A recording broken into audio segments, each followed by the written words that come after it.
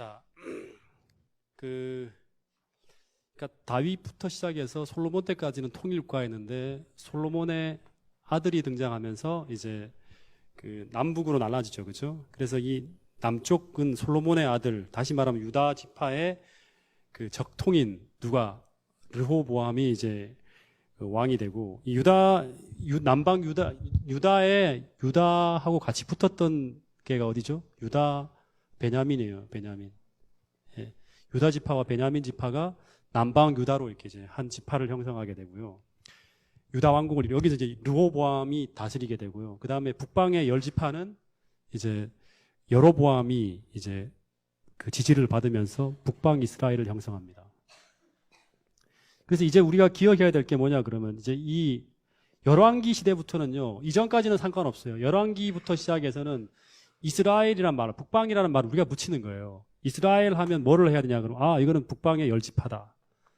여로보암을 따라가는 북방의 열 지파다라고 이해를 해야 돼요. 그런 이야기들이 많이 나옵니다. 그리고 그 남쪽의 유다와 베냐민 지파를 형성하는 국가는 남방 이스라엘이라 하지 않고 뭐라 그런다?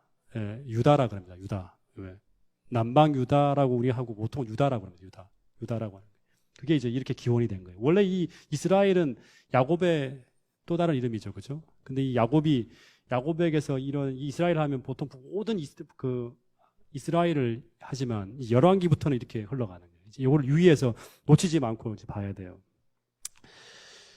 그래서 이 북방 이스라엘은 이제 여기가 솔로몬이 죽을 때가 930년이거든요. BC 930년인데 북방 이스라엘은 약 20명의 왕들이 등장하면서요. 이제 마지막에 722년에 19명이 정확하게 19명이 등장하면서 722년에 기원전 722년에 아수르에서 멸망을 당하고요. 19명의 왕들이 등장하는 단 한 명도 선한 왕이 없다는 것. 그리고 남방 유다는 930년에 이제부터 갈라지기 시작해서 20명의 왕들이 등장합니다. 그리고 586년에 이제 결국에는 바벨론에 의해서 멸망을 당하는 거예요. 그 다윗이 등장했을 때가 1010년이고 그 다음에 솔로몬이 왕에 올랐을 때는 970년 이렇게 됩니다. 연도를 다 측정할 수가 있습니다. 그래서 40년 제위, 솔로몬도 40년 제위하거든요. 930년에 이제 가로지는 거예요. 근데 이제 중요한 거, 이 역사의 흐름 속에 이 왕정시대 세 편의 이제 시문학서가 나오고 나머지 이 시대 12권의 선지서가 등장한다는 거예요. 선지서가 등장한다는 건 뭐예요? 이 시대가 굉장히 어려운 시대라는 거예요.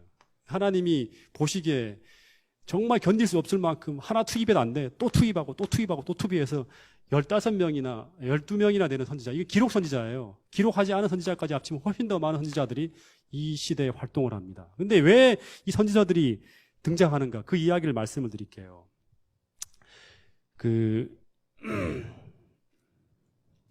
여러분 제가 이야기하지만 이 아합이라는 인물은 이스라엘 역사에 엄청난 기여를 한 왕이에요. 악랄하게 엄청나게 기여를 하는 왕이에요. 예. 이 아합이 뿌린 씨앗은요, 진짜 어마어마합니다. 얘기했죠. 이제 우리가 열왕기에서 주목해야 될 게 솔로몬, 아합, 여로보암인데 여로보암이나 솔로몬은 그래도 변종 신앙이죠. 근데 이 사람은 이제 얼마나 악한 인간인지 제가 좀 소개를 해드릴게요. 실제로 열왕기상에 이 사람의 이야기가 대부분이에요. 이 사람 이야기가 제일 많이 나옵니다. 무려 20장 가까이 이 사람에 대한 이야기를 쭉 기술될 만큼 그렇게 대단한 사람이에요. 이스라엘의 모든 왕은 다윗을 따라가야 한다 했어요. 다윗. 근데 북방 이스라엘의 새로운 롤모델이 여로보암이라 했습니다. 여로보암의 길이라는 건 여로보암이 하나의 어떤 그런 롤모델이라는 거죠. 여로보암의 놓은 어떤 롤모델은 하나의 모본은 뭐냐 그러면 변질된 종교, 세상과 하나님의 방법이 섞여 있는 기독교예요. 세상과 하나님의 방법이 섞여 있는 기독교입니다. 하나님을 섬긴다고 하지만 하나님 반, 세상 반이에요. 이제 이런 모습이 여로보암의 길이에요. 성공하지 못하는 거죠. 이 길로 갔을 때는. 근데 이 아합이 등장하는데요. 아합이 그 여로보암의 길이 계속 계승되고 전승되어지고 커져서 이제 열매 맺는 단계쯤에서 아합이 등장합니다. 다시 말하면 변종이나 혼합된 종교가 아니라 유사 종교가 아니라 대놓고 하나님을 대적하면서 본격적으로 이스라엘 나라를 바알과 아스타라는 나라로 바꾸려고 그래요. 그 시도한 왕이 바로 이 아합입니다. 그래서 이게 성공하게 되면 어떻게 되냐? 북방 이스라엘은 여호와의 나라가 아니라 바알과 아스타라를 섬기는, 다시 말하면 세상 나라가 되면서 온 이스라엘이 그 정신을 따라가게 될 수 있는 그 위기에 처해 있는 거예요. 그럼 망하는 거죠. 그 범죄의 중심에 누가 서냐 그러면 아합이 섭니다. 그리고 이 아합 혼자 그렇게 가는 게 아니라 아합이 등장하자마자 이 아합은 누구와 결혼하죠? 예, 기억해야 됩니다. 이세벨. 이게 이제 제가 계시록을 공부하면 계시록에도 등장합니다. 아합과 이세벨이. 예. 시돈의 공주죠, 그죠? 시돈의 공주가 이제 어떤 사람이에요? 바알을 섬기는 사제예요, 사제. 예. 그래서 이 아합은 이스라엘의 왕이잖아요. 이 아합은 어떤 사람이 돼야 돼요? 하나님의 통치를 받는 사람, 하나님 나라를 경영해야 될 왕이에요. 근데 이 왕이 자기가 어느 나라의 왕이 된지도 모르고 대놓고 이 사람하고 결혼하면서 뭐가 되냐 그러면 성경의 기록에 보면 바알 숭배자가 됩니다. 예. 바알 숭배자가 되는 거예요. 대놓고. 예. 그러니까 다윗과 완전히 반대죠, 이제는. 이제 여기서는 유사하게 다 반대지만 비슷하게 빗나갔지만 이게 완전히 반대예요. 대척점에 서 있는 거예요. 그리고 대놓고 어떻게 하면 이 아합이 북방 이스라엘의 왕궁에다가 바알과 아세라를 위한 산당을 짓습니다. 그리고 우상 숭배를 왕궁으로 끌어들입니다. 시작하는 거예요. 그리고 이거를 본격적으로 왕궁에서부터 시작된 이 우상 숭배가 이제는 막 퍼져나가기 시작하면서 이세벨이 드디어 뭘 하냐 그러면 결심을 하고 이 나라를 집어삼키기 위해서 어떻게 하냐 그러면 누구를 끌어들이죠? 850명의 바알의 사제와 아스타롯의 사제를 끌어들입니다. 데리고 들어와요. 850명이면 우리 대한민국의 그 목회자가 지금 거의 이제 1000명쯤 되죠. 뭐 여기만 강남에만 몇 명입니까? 엄청나게 많습니다. 근데 우리나라보다 뭐 하여튼 크기가 사이즈가 더 조만하나? 다 작은 그 나라에 이 북방 이스라엘에 800, 1000명 가까운 사제들이 등장한다는 건 뭐냐 그래요. 다 뒤덮어 버리겠다는 거예요. 이 다 뭐 선지자들이죠. 온 천지에 다 바알 산당을 짓고 바알 숭배하는 나라를 만들겠다는 사명감을 가지고 포교 선교를 위해서 아합과 결혼하고 들어온 사람이 바로 이세벨이고 아합이 이 사람을 끌어들인 거예요. 그러니까 이 문화가 어떤 문화가 되겠어요? 난리가 난 거죠. 그래서 이 북방 이스라엘이 완전히 잠식되기 시작하는 지점이 바로 이 아합이 통치가 시작되면서부터예요. 완전히 무너지기 시작, 회복 불능으로 가는 거예요. 바알과 이세벨의 영향력은 여기서 그치지 않습니다. 이제 아합이 난 다음에 이세벨의 하고 아합 사이에서 난 딸이 하나 있어요. 그 딸이 이름이 뭐냐 그러면 아달랴라는 딸이에요. 아달랴. 이 사람이 누구랑 결혼하냐 그러면 남방 유다의 여호람이라는 왕하고 결혼해요. 여호람. 남방 유다의 왕이에요. 결혼하면서 드디어 이 아합의 이 길이 어디로 가냐 그러면 남방 유다로 수출이 됩니다. 그리고 이런 어떤 문화가 수출이 돼요. 그러면서 여기서 태어난 사람이 누구냐 그러면 최악의 왕 므낫세가 태어납니다. 그러니까 북방에는 아합이 있다 그러면 남방에는 므낫세가 있습니다. 이 사람은 진짜 악한 왕이에요. 근데 이 사람이 통치를 또 빨리 죽으면 좋은데 제일 오래 해요. 55년 동안 통치를 합니다. 55년 동안 통치하면서 온갖 우상 축제를 다 열어요. 여기서 남방 유다에서 대놓고 이제 바알 숭배로 돌아서는 거예요. 그리고 막 심지어 이 못 견디겠어 갖고 누가 이제 그 히스기야가 누구죠? 이사야가 그 길을 막으려고 막 하는데 저것 때문에 내 스트레스 받아서 제대로 이것도 못 하겠다 하고 톱으로 썰어 죽입니다. 이사야를. 그 악랄한 왕이 므낫세예요. 그러면서 이 므낫세에 대한 죄가 극복이 안 되면서 결국에는 시드기야 요시야 왕 때 이걸 반전을 시도하지만 안 돼요. 항상 나오는 말이 뭐냐? 므낫세가 뿌린 죄악으로 말미암아라는 말이 나와요. 그래서 급격히 기울어지면서 요시야의 개혁이 성공하지 못하고 드디어 그 여호야긴 시드기야로 하면서 멸망의 길로 가는 거예요. 그러니까 그 시작이 누구였다? 아합이었다. 예. 이 아합이 부른 씨앗이 일로 흘러가는 거예요. 그리고 이 아합의 길은 누가 만들었다? 여로보암이 만들었다.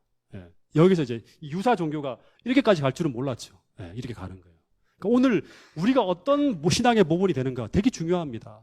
사람이에요, 사람. 오늘 우리가 순수한 신앙으로 하나님을 경험하면서 우리가 진짜 제대로 된 어떤 그런 이 신앙의 롤모델이 이 교회에 필요하고요. 그런 신앙을 하는 그 한 사람의 말미암아 많은 사람들이 그 신앙을 쫓으면서 진짜 참된 신앙의 길을 발견할 수 있는 그런 모델이 되는 건 되게 중요합니다. 대부분 우리는 하나님을 섬긴다 하지만 정면 승부를 하지 않아요. 그죠? 이 하나님과 이 변종신앙, 이게 다 들어와서 이것도 따라가고 이것도 따라가는 그런 어떤 신앙을 대부분 한다는 거예요. 그래서 여러분, 이 중요한 거는 이 아달랴가 심지어 무슨 일을 하냐 그러면 자기 아들이 죽고 난 다음에 알죠? 손자들을 다 죽입니다.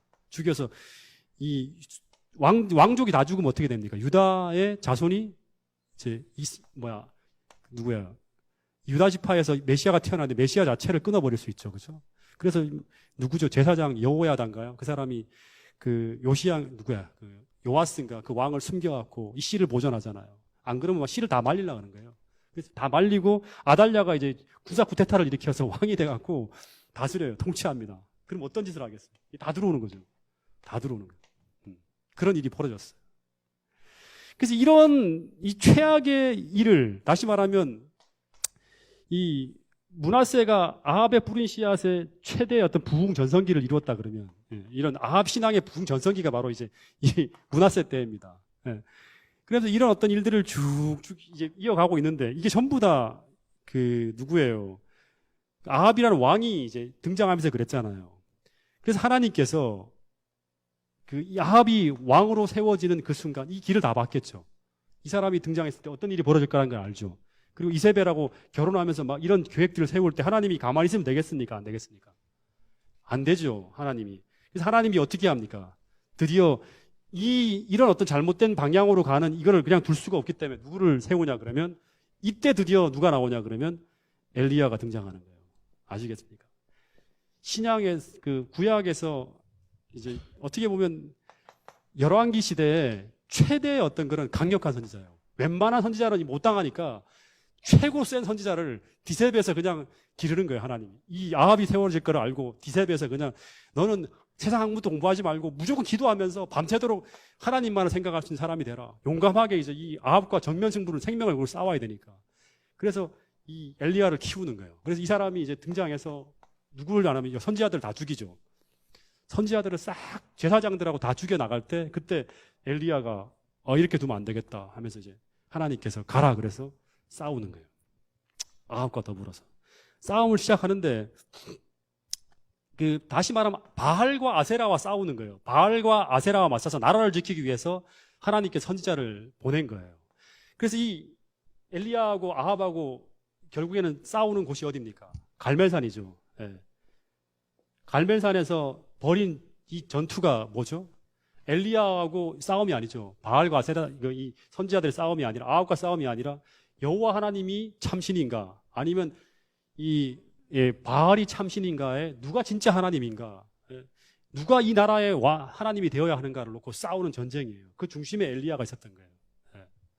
여기서 이겨야지만 뭐가 되는 거예요? 다시금 회복이 되는 거예요. 이 나라가. 이 정도로 위태로운 순간이었어요. 그래서 모든 사람들을 다 불러다 놓고 하나님이 진짜 세상의 여호와고 너희들 정신 차려라. 이 나라가 왜 세워졌는지.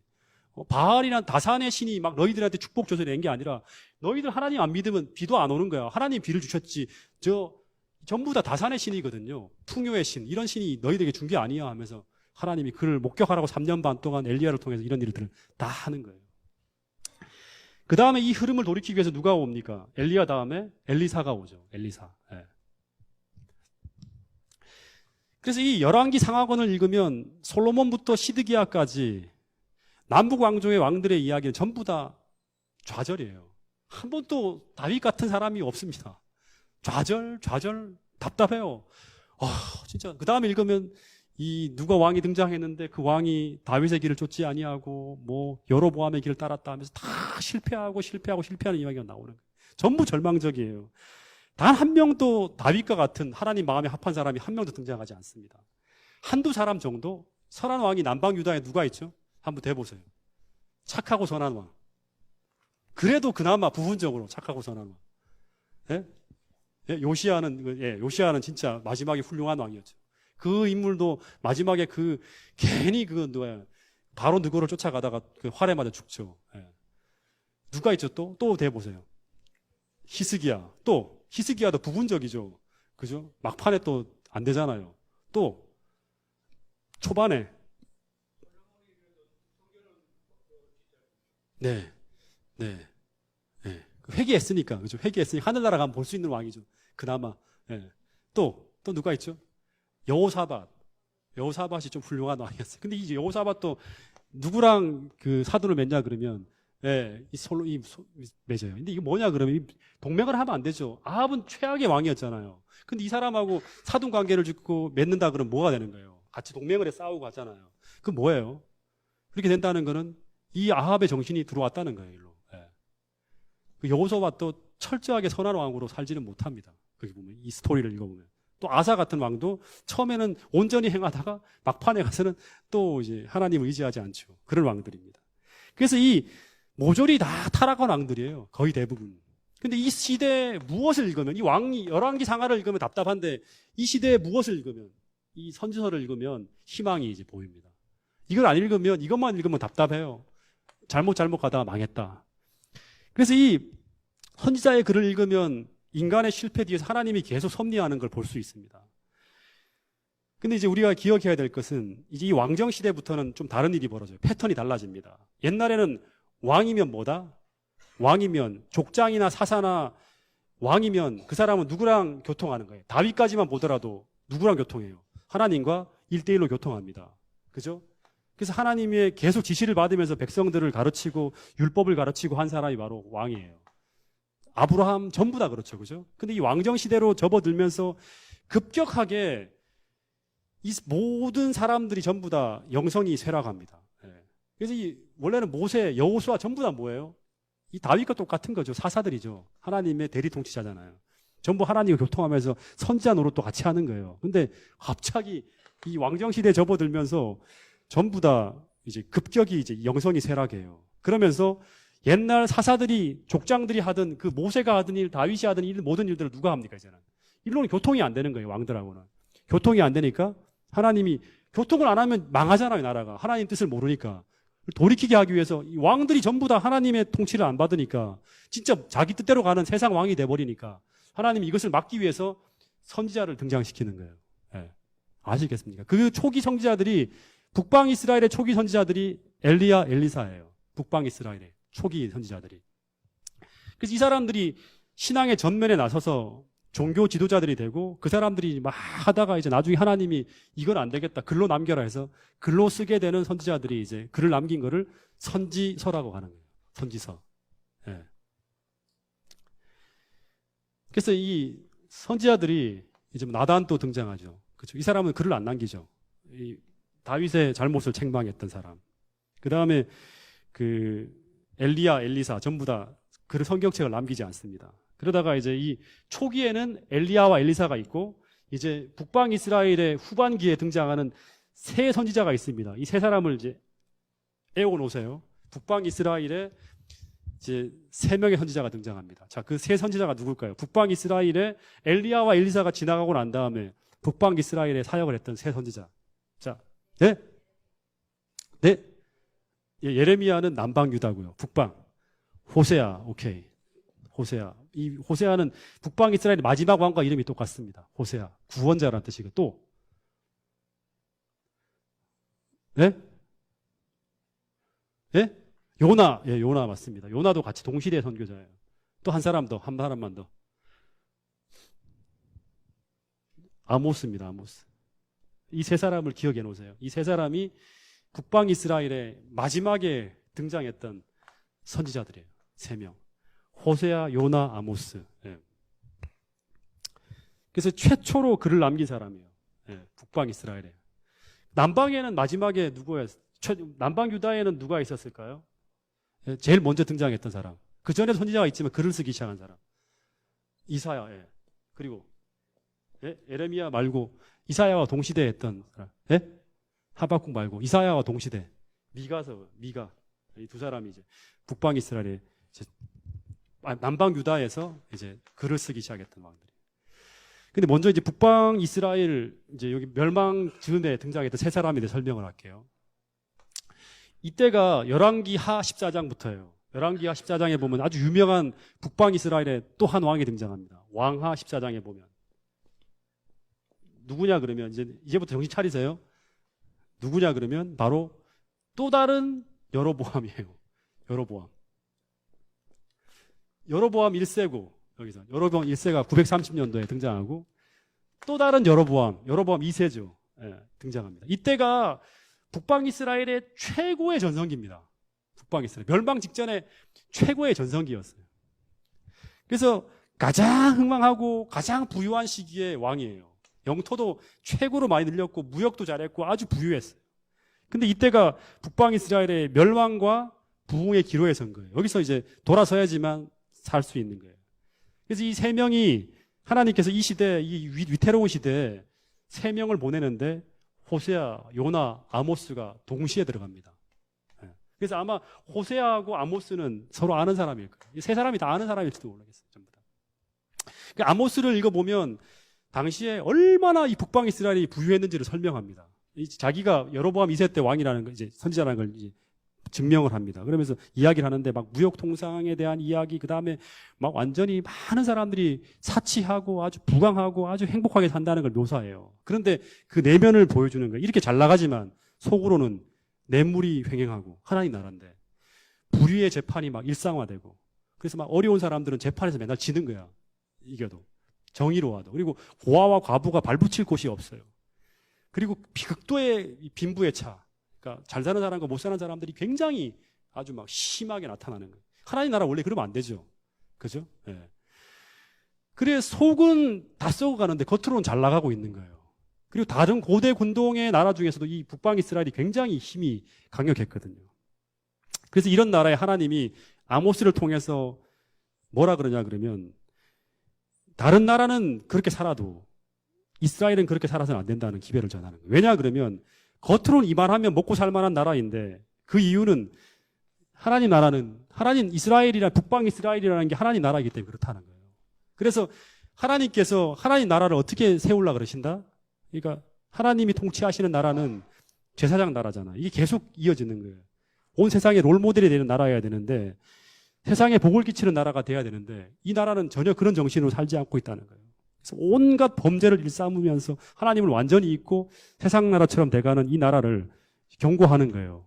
그래서 이게 아모스가 등장할 때가 북방 이스라엘 멸망하기 30년 전이에요. 턴하라는 거예요. 그런 기별을 전하는 거예요.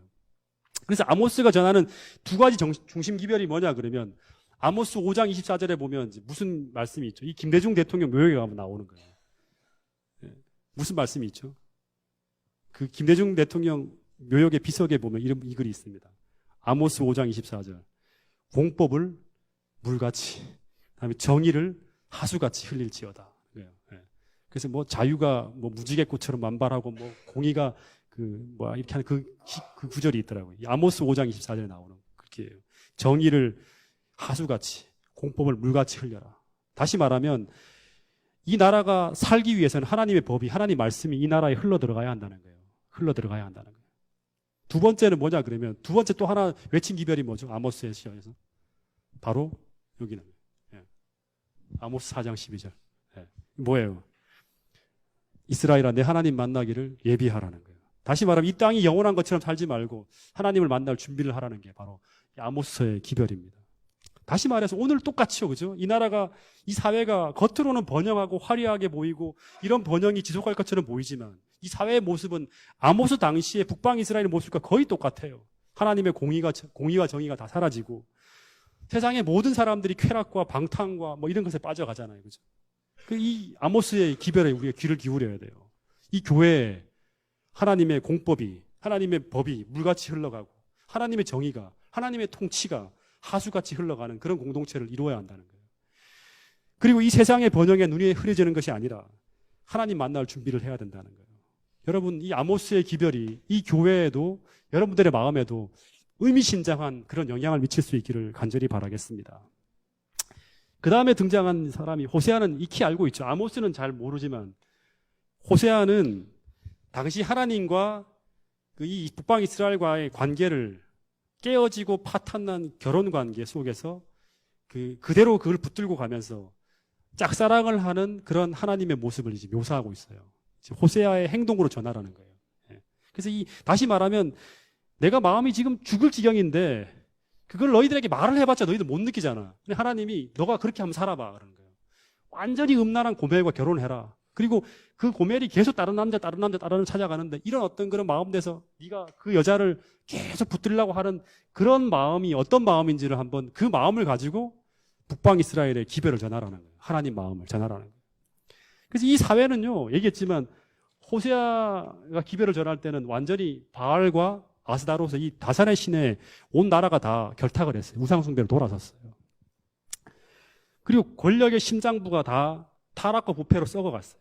그래서 마치 이 암덩어리에 완전 전신에 퍼져 있는 그런 나라와 같은 나라가 북방 이스라엘 마지막 여로보암 당시의 모습이에요. 치료할 가망이 거의 없는 거죠. 그래서 이때 하나님의 심정이 어땠을까? 완전 희망이 사라진 이 북방 이스라엘을 향한 하나님 마음이 어땠을까? 그 마음을 호세아가 담고 전하라는 거예요. 호세아라는 이름의 뜻이 뭐죠? 호세아. 그렇죠. 여호수아하고 똑같은 거예요. 여호수아, 호세아 똑같아요. 구원자. 이게 예수, 신약에 오면 예수가 되는 거죠. 다시 말하면 구원이란 뜻인 거예요. 죄가 온 전신에 퍼져 있지만 하나님과의 관계는 파탄났지만 그래도 하나님은 어떻다? 너를 사랑하고 너를 구원하고 싶어 하신다는 거예요. 정말 가슴 뭉클한 그런 어떤 이 내용이 호세아서에네요. 호세아서에 제가 제일 좋아하는 구절이 호세아서 11장 8절이 하나님 마음을 그대로 전하는 거예요. 11장 8절. 에브라임이여 내가 어찌 너를 놓겠느냐. 이스라엘이여 내가 어찌 너를 버리겠느냐. 내가 어찌 너를 아드마같이 놓겠느냐. 너를 어찌 스보임같이 두겠느냐. 내 마음이 내 속에서 돌아서 나의 긍휼이 온전히 어떻다? 불붙듯하다. 이게 호세아서에 담겨있는 하나님 마음이에요. 이걸 결혼관계를 통해서 하나님이 보여주는 거예요. 그래도 구원하고 싶다는 거예요. 그래도 포기할 수 없다는 거예요. 완전 암세포가 전신에 퍼져 있지만 그래도 포기할 수 없다는 거예요. 이게 호세아서의 기별이에요. 그리고 요나서는요, 이제 이 호세아와 아모스는 이제 국내를 이제 이 북방 이스라엘을 위해서 투자했다면 요나는 어디를 향하냐 그러면 요나는 해외용. 그래서 어디로 가냐 그러면 아수르를 향해서 가는 거예요. 이 요나가 굉장히 잘 나가던 시대에 아주 인기 있는 왕의 총애를 받는 그런 선지자였다 그럽니다. 기록에 보면. 근데 이 갑자기 그러니까 국가가 번영하니까 자기도 이제 막 편하잖아요. 자기도 막 이제 높은 지위에서 아주 교만하게 이제 살고 있었겠죠. 근데 갑자기 아수르가 어떻게 돼요? 이 신흥국가 아수르가 갑자기 막 이제 점점 고대 근동에서 힘을 얻어가면서 이스라엘을 위협하는 거예요. 그래서 아주 무서운 국가로 커가고 있는 거예요. 그러니까 이스라엘에게는 위협인 동시에 눈에 가시 같았겠죠. 저게 커지면 이제 다 상대적이잖아요. 이 북방 이스라엘은 약해질 수밖에 없는 거예요. 근데 이런 증오가 가득 차서 이제 민족주의자니까 저거 아수르 안 망하나 막 이런 마음을 같이 쳐다보는데 갑자기 어느 순간 하나님 말씀이 요나에게 임하여 가라사대 하면서 뭐라 하는 거예요. 너는 가서 눈에 가시 같은 그 나라를 향해서 어떻게 하라? 회개하는 기별을 전하라는 거예요. 이 말은 뭐예요? 그 나라를 구원하라는 거잖아요. 이 말은 뭐예요? 그 나라를 사랑하라는 거예요. 그러니까 요나의 마음하고 정반대잖아. 하나님 못 갑니다. 다른 데 보내세요. 나는 거기에 갈 수가 없습니다 하면서 어디로 갑니까? 니느웨로 안 가고 다시스로 가는 거예요. 여러분, 그러니까 요나서가 던지는 메시지는 뭐냐? 첫째는 하나님은 이스라엘의 하나님만이 아닌 거예요. 니느웨를 포함한 모든 세상의 하나님이라는 게 첫 번째 메시지고요. 더 중요한 거는 이스라엘이라는 국가의 이기심을 이제 폭로하는 거예요. 그런 나라로는 너희들 절대 하나님 나라 못 돼. 너희 망하는 거야. 여러분 마찬가지예요. 오늘 우리 교회만 생각하잖아요. 내 가족만 생각하고 우리 교회만 생각하고 그다음에 아주 이렇게만 생각하는 그런 이기심으로 가득 차 있다 그러면 이거는 누구예요? 아브라함과 맺은 언약과 정반대예요. 아브라함의 후손이 아니에요. 아브라함에게 하나님 복을 허락하신 것은 뭐예요? 열방에 너희를 통해서 축복의 통로가 되는 거예요. 온 세상이 너가 복을 받으면서 그걸로 말미암아 세상에 복이 흘러넘치는 거예요. 근데 이 북방 이스라엘은 이 요나하고 똑같은 마음이에요. 우리가 잘 되면 우리가 잘 돼야 돼. 그리고 아수르는 어떻게 돼? 망해야 돼. 우리보다 절대 더 잘 되면 안 돼. 저 나라는 우리와 경쟁 상대해야 하는 거예요. 그래서 절대 저 나라가 잘 되는 꼴을 볼 수가 없어. 회개했을 때도 어떻습니까? 이거는 왜 저 회개했네? 돌아섰네 하면서 막 견딜 수 없는 이 시기심과 질투심으로 막 괴로워하는 그 모습이 바로 무슨 모습이냐 그러면 이 나라의 모습인 거예요. 멸망 직전에 있는 이 나라의 모습인 거예요. 그래서 여러분, 북방 이스라엘은 전혀 지금 그런 모습이 아니지만 하나님은 이 나라가 어떤 나라인가? 다시 말하면 열방의 모델 나라, 제사장 나라, 축복을 전해야 할 나라라는 것을 알으라는 거예요. 그걸 알려주기 위해서 요나를 보낸 거예요. 예. 다시 말하면 아수르, 그 다음에 바벨론, 이집트를 하나의 나라로 변화시켜야 될 사명이 있는 거예요. 그 부강한 이제 올라가잖아요, 점차. 이런 어떤 영향력을 가지고 나눠줘야 한다는 거예요. 그래서 이 실제로 요나가 전한 이 기별에 어떤 일이 벌어졌죠? 막 회개하잖아요. 다시 말하면 가능성이 있는 거예요. 선교해도 돌아올 수 있는 거예요. 그래서 요나 이후에 계속 북방 이스라엘의 선지자들이 나가서 이 사람들에게 기별을 전하고 해서 그걸 회개시키고 돌이켰으면 북방 이스라엘이 아수르에 의해서 멸망당하는 일은 없었을 것이라는 거예요. 예. 예. 자, 그래서 하나님께서 이 북방 이스라엘의 거듭되는 타락에 맞서서 호세아, 아모스, 요나를 보냈다. 하지만 어떻게 됩니까? 여로보암 2세 이 황금 시대가 지나가고 난 후에 6명이 왕이 등장해요. 근데 20년 중에 4명이 암살을 당합니다. 앞에서 벌어졌던 거 똑같죠. 앞에도 암살 정변이에요. 그러면서 결국에는 722년에 그 아수르에 있는 디글락 벨레셀이라는 어떤 그런 왕에 의해서 멸망되어지면서 이 아수르의 포로로 끌려갑니다. 끌려가면서 막 그때 당한 일은요 차마 묘사할 수 없습니다. 막 사람을 죽이는데 얼마나 잔인하게 죽이는지 몰라요. 사람을 생매장을 시키는 거예요. 성벽을 샀는데 그걸 전부 다 철제처럼 다 집어넣고 시멘 흙으로 발라버려요. 죽이고. 그다음에 끌고 가는데도 다 귀 자르고 코 자르고 다 잘라갖고 잔인하게 다 끌고 압송해 가는 거예요. 그리고 그 나라가 2번 다시 이제 혼혈 그 순수한 민족으로 살지 못하도록 거기 있는 사람들을 다 잡아갖고 아수르의 땅에 다 흩어버려요. 흩어서 그 다음에 통혼하게 만들어요. 결혼시키고 그 다음에 밖에 있는 그런 이 민족들을 다 끌고 와서 아수르에다 다 북방 이스라엘에 다 흩어버립니다. 그러면서 완전히 회복 불능으로 만들어버립니다. 이 나라를. 그러고 난 후에 남방 유다가 이제 그 이야기가 끝나면서 동시에 열왕기 하 18장부터 남방 유다의 한 왕이 등장합니다. 멸망하고 난 다음에. 누구냐 그러면 히스기야가 등장해요. 힘들죠? 네. 아직 4시도 안 됐습니다. 이 히스기야는 북방 이스라엘이 멸망하기 직전에 태어나요. 그러면서 이 북방 이스라엘이 어떻게 망하는지 다 목격했죠. 목격하니까 딱 보니까 뭐예요? 이게 바로 남방 유다도 똑같이 미치겠다. 왜냐 그러면 죄악의 참상이 북방이나 남방이나 똑같아요. 지금 아합의 영향력을 받으면서 완전히 무너지고 있어요. 그래서 이 히스기야가 정신 차리겠죠. 이대로 가다가 이 아버지가 아주 나쁜 왕이거든요. 예. 막 자식을 불로 지나가게 만드는 이 갑자기 또 생각이 안 나네. 그 히스기야 아버지 아하스 누구죠? 근데 그 히스기야가 그 아버지의 모습을 보면서도 아버지를 따라가지 않아요. 아하스인가? 예. 따라가지 않고 뜻을 세워서 이제 막 우상을 다 잘라내고 그 다음에 대개혁을 펼칩니다. 율법서를 꺼내서 읽으면서 다윗의 길을 따라가려고 막 애를 쓰던 왕이 바로 이제 히스기야입니다. 그래서 온 마음을 다해 기도하는데 위기가 왔죠. 무슨 위기가 오죠? 드디어 아수르가 침공에 들어오죠. 그 침공에 들어올 때 어떻게 하죠? 사네립이 보낸 그 편지를 하나님 성전으로 올라가서 탁 펼쳐놓고 하나님 앞에 구합니다. 하나님, 제가 다윗의 길을 온전히 따라가려고 그럽니다. 제 뜻대로 통치하지 않으려고 그럽니다. 하나님, 이 상황에서 다윗에게 주셨던 그 놀라운 힘으로 나를 도와주셔서 저 사네립이 우리를 조롱하고 하나님을 모독하는 이거를 다 들으시고 하나님이 기도 응답해달라고 탁 했을 때 갑자기 하나님의 역사가 펼쳐지면서 그 수많은 대군을 다 죽여버리죠. 그래서 사네립이 막 놀라서 도망가다가 자기 나라에서 죽습니다. 암살당해 죽어요. 그런 위대한 왕이에요. 또 한편은 갑자기 이 히스기야가 살아가는데 갑자기 네 생명이 이제 끝났다 하는 하나님의 또 음성을 듣고 기도하죠. 기도하면서 자기 생명을 연장해요. 그래서 해를 뒤로 이렇게 돌리는 그런 기적을 경험한 사람이 바로 히스기야. 근데 이런 위대한 왕이, 이런 기적을 체험한 왕이 또다시 교만해지죠. 그렇죠? 그래서 그 아주 보기 드문 유대 이제 막판의 훌륭한 왕인데 이 아들이 누구다? 히스기야의 아들이 누구다? 바로 므낫세. 최선의 왕, 아들이 최악의 왕이 등장하는 거예요. 그러면서 다시금 아버지가 해놓던 일을 다 뒤바꿉니다. 예. 그리고 이 사람이 엎어놓은 그런 므낫세 엎어놓은 그런 것들을 다시금 회복시키기 위해서 누가 등장하면 또다시 요시야가 등장합니다. 예.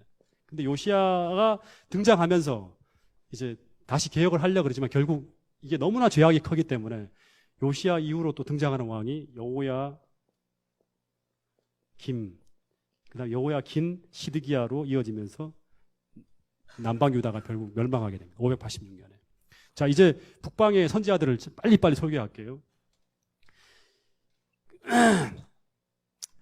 그 히스기야 왕 때 이스라엘이 이제 나락을 걸어갈 때 하나님이 히스기야의 이 마음을 합쳐갖고 이 히스기야와 동시에 같이 남방 유다를 살리려고 해서 보낸 선지자가 누구다? 예, 기록 선지자, 남방 유다의 최초의 기록 선지자가 이사야입니다. 그리고 이사야 혼자가 가는 게 아니라 미가가 같이 갑니다. 미가가.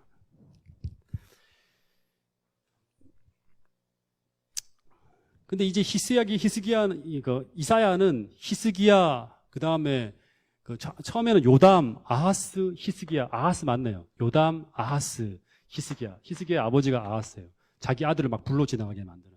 그러니까 이 아합의 이런 바알과 아스타롯 숭배가 막 다 들어온 거죠, 그죠? 그 요담, 아하스, 히스기야까지 통치하고 난 다음에 잘 나가다가 그 다음에 그 등장한 왕이 누구냐 그러면 이제 잠깐만.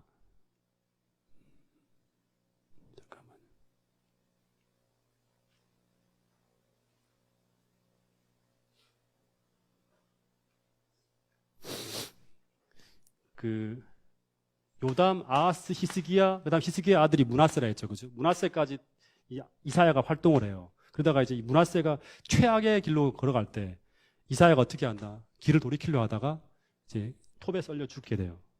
그래서 므낫세까지 이사야가 활동을 합니다. 그리고 이제 이 이사야가 이제 쓴 이사야서는요, 어떻게 보면 구약 시대에 로마서라고 불릴 만큼 진짜 많은 사람들이 애호하는 그런 어떤 책이 바로 이 이사야서예요. 진짜 어려워요, 이 책이. 그래서 지난번에 오케자 아카데미 시간에도 그 신학학자들이 제일 힘들어하는 책 중에 하나가 바로 이사야서라고 합니다.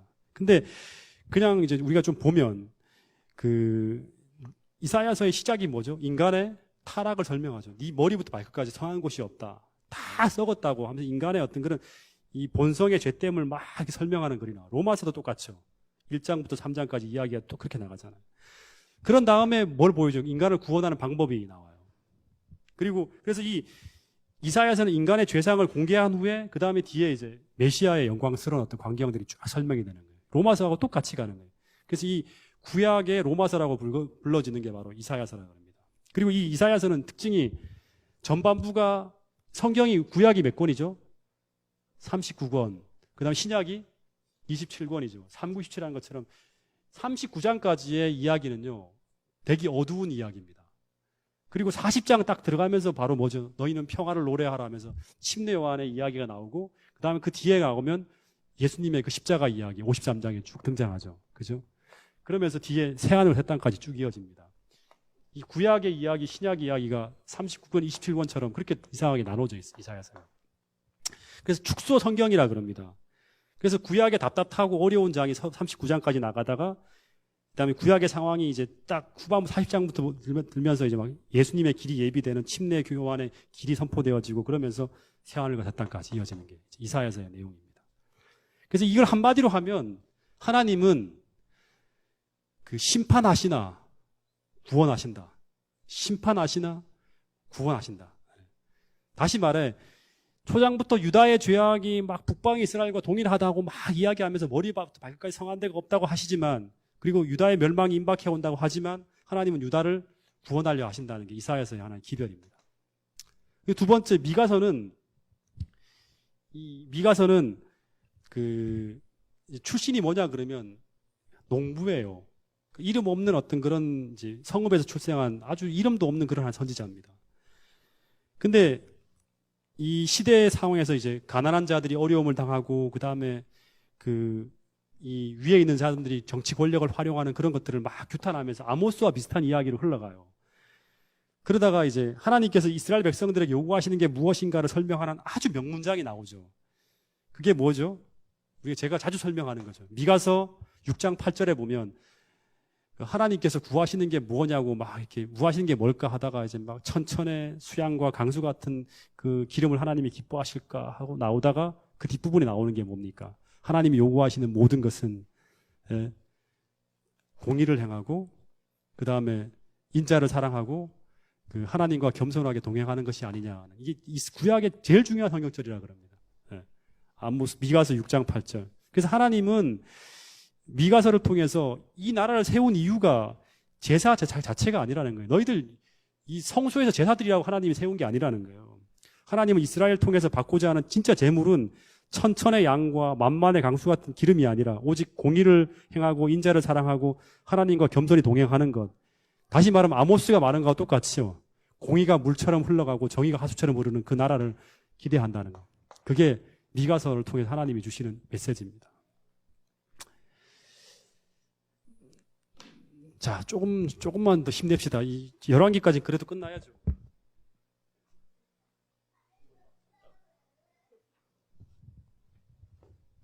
쫓아오고 있습니까? 자, 후반기에 등장하는 선지자 이사야, 미가서, 남방 유다에 등장하는 두 선지자가 같이 동시대에 일했던 선지자가 있습니다. 그 다음에 므낫세가 지나가고 난 다음에 요시야가 등장하잖아요. 요시야가 다시금 이제 히스기야가 성공하려다가 므낫세 때문에 내려갔어요. 다시금 하나님이 이렇게 세우려고 또 세운 왕이 요시야예요. 근데 요시야와 같이 하나님께서 이 남방 유다의 멸망을 막기 위해서 등장시킨 최고의 선지자가 한 사람이 있습니다. 누구죠? 예레미야예요. 예레미야. 이 예레미야를 중심으로 해갖고 하나님께서 남방 유다를 구하기 위해 최선을 다해요. 근데 이 예레미야가 열심히 요시야 왕을 도왔는데 요시야 왕이 죽어요. 예. 요시야 왕이 죽으니까 위기가 왔죠. 이제 끝난 거 아니에요. 요시야가 이제 활에 맞아 죽으면서 이제 예레미야가 눈물을 흘리면서 막 이제 그토록 자기가 바란 그러한 개혁이 성공하지 못하는구나 하고 막 급속도로 내리막길을 걸을 때 하나님이 예레미야 혼자 가지 못하기 때문에 예레미야를 돕기 위해서 대규모 선지자 원정단을 파견합니다. 누구냐 그러면 회개하라 하고 외치는 요엘, 그 다음에 나훔, 그 다음에 하박국, 우리가 아는 선지자들 다 나옵니다. 그 다음에 스바냐, 다 등장하는 거예요. 그래서 나홈이라는 선지자는 히스기야 말년부터 이제 나와서요 활동을 하다가 이제 나홈을 읽어보셨어요? 나홈이 뭔 얘기를 하죠? 네? 나홈이 하는 얘기가 뭐예요? 네? 아수르 멸망이에요. 이거 하나만 기억하십시오. 나홈은 아수르 멸망을 얘기하는 거예요. 니들이 북방 이스라엘을 멸망시키고 남방 유다를 위협하지만 너희들 결국 망할 거야 하는 나홈 이야기 핵심이에요. 그럼 에돔의 멸망에 대해서 설교한 그 선지자 오바댜, 오바댜. 그러니까 이 오바댜는 제가 지금 이제 이게 논란이 많기 때문에 세우지 않는데 나홈은 확실합니다. 남방 유다 말면에 등장한 선지자입니다. 근데 이 예레미야까지 5명의 선지자가 전하는 기별이 뭐냐 그러면 첫 번째는요.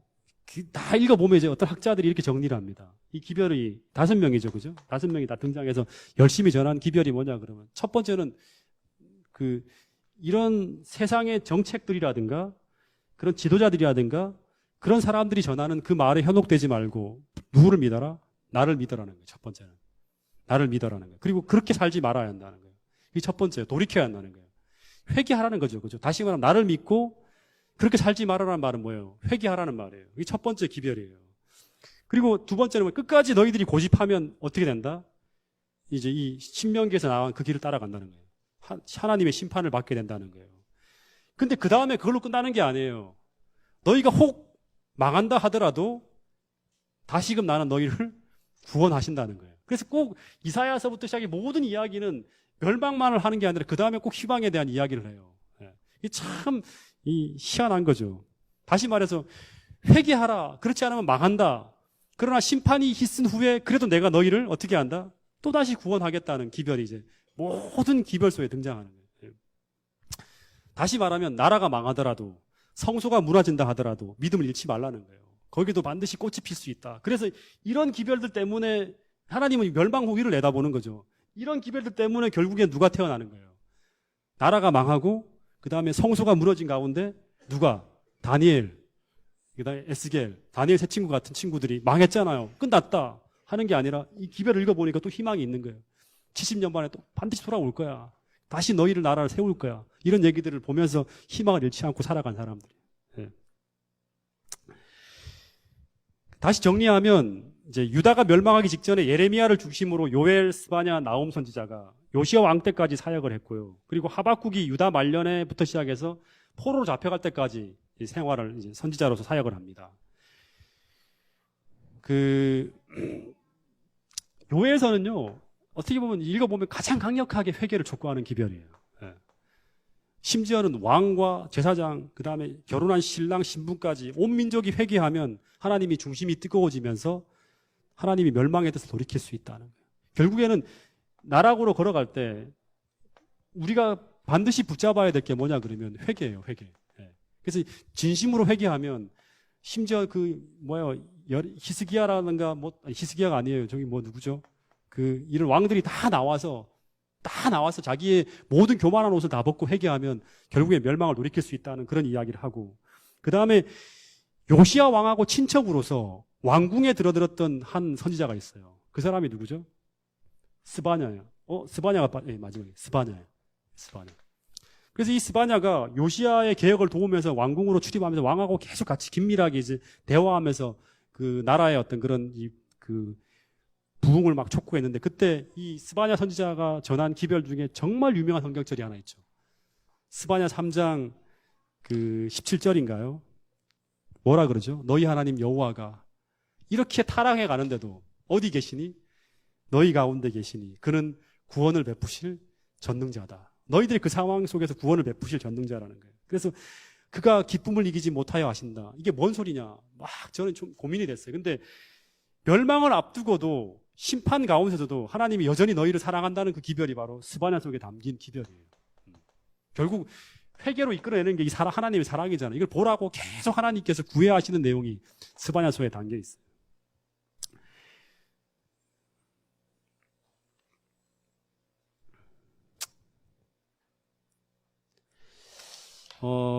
예레미야 이야기를 해야 되는데, 네.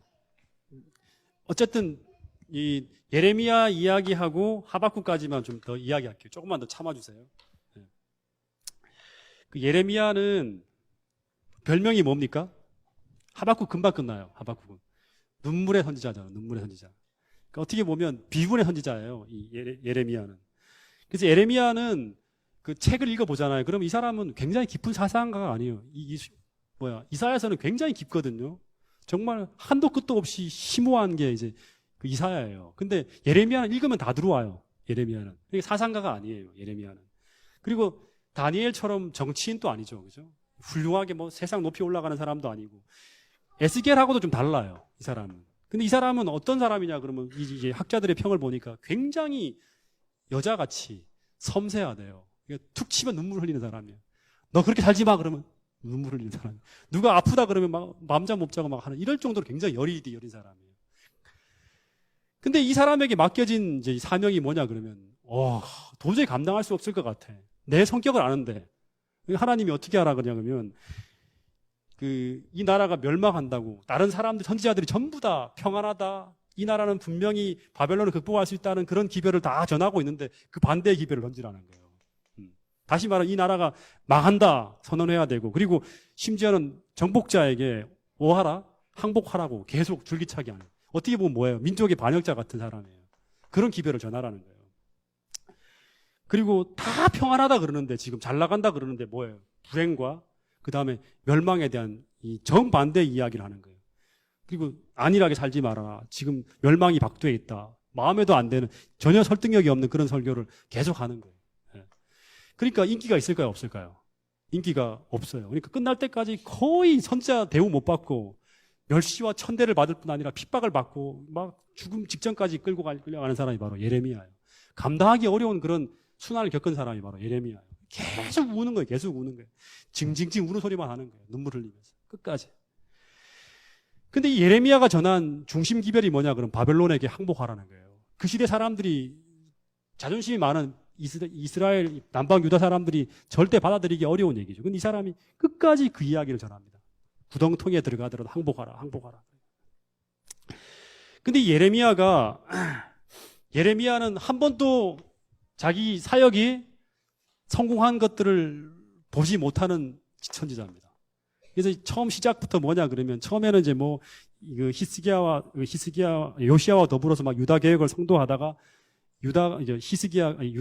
요시야가 무기토에서 죽는 걸 봤죠. 많이 울었어요. 그게 이제 우는 얘기가 나옵니다. 요시야 왕의 죽음을 보고 막 절망합니다.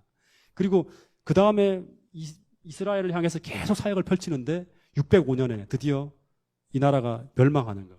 바벨론에서 포위다해서 이제 나라가 패망하고 다니엘과 이 사람이 끌려가는 걸 봅니다. 그리고 계속 사역을 하는데 그 빛을 못 보고 시드기야 때 완전히 나라가 망하는 걸 봐요. 그런 다음에 이 예레미야가 이제 그만해야겠다. 다 끝났는데 이렇게 쉬어도 되는데 이 예레미야가 어떻게까지 하냐 그러면 이 남아있는 이 유다 민족들과 더불어서 계속 그들에게 70년 후에 다시금 이 나라가 회복될 것이라는 기별을 전하다가 결국에는 그 사람들이 이집트로 가니까 따라가요. 따라가다가 돌에 맞아서 결국에는 인생이 끝났다는 게 바로 이제 예레미야에 대한 이야기입니다. 그러니까 정말 위대한 선지자지만 자기 때 아무런 것도 못 본 사람이죠. 다 실패하는 거잖아요. 다. 얼마나 고통스러워. 그러니까 눈물이 날 수밖에 없겠죠. 그러니까 예레미야로 그치는 게 아니라 예레미야 애가까지 해서 막 펑펑 우는 이야기를 쓰는 거예요. 근데 이 사람이 그렇게 끝났습니까? 이 예레미야의 책을 밤낮 없이 읽는 사람이 있었잖아요. 누구? 다니엘이.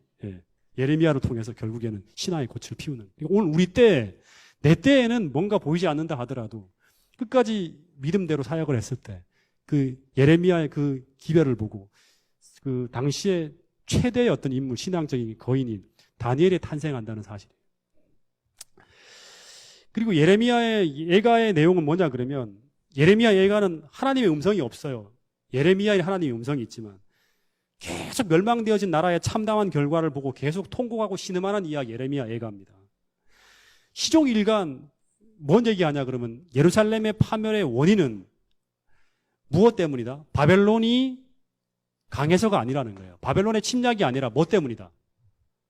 예레미야 이가를 읽어보면 바벨론의 침략이 아니라 시종일관 하나님의 진노라는 거예요. 그 이야기를 계속하고 있어요.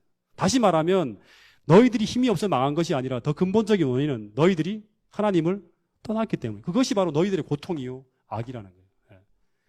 예레미야서를 보면 바벨론에 대한 언급이 161번이나 나와요. 계속 항복하라는 얘기가 나오지만 이 예레미야 예가에는 바벨론에 대한 언급이 거의 없습니다. 그래서 이 모든 재난의 원인은 하나님의 진노하심이라는 거예요. 하나님의 진노하심이라는 말은 하나님이 너희들을 떠났기 때문이라는 거예요.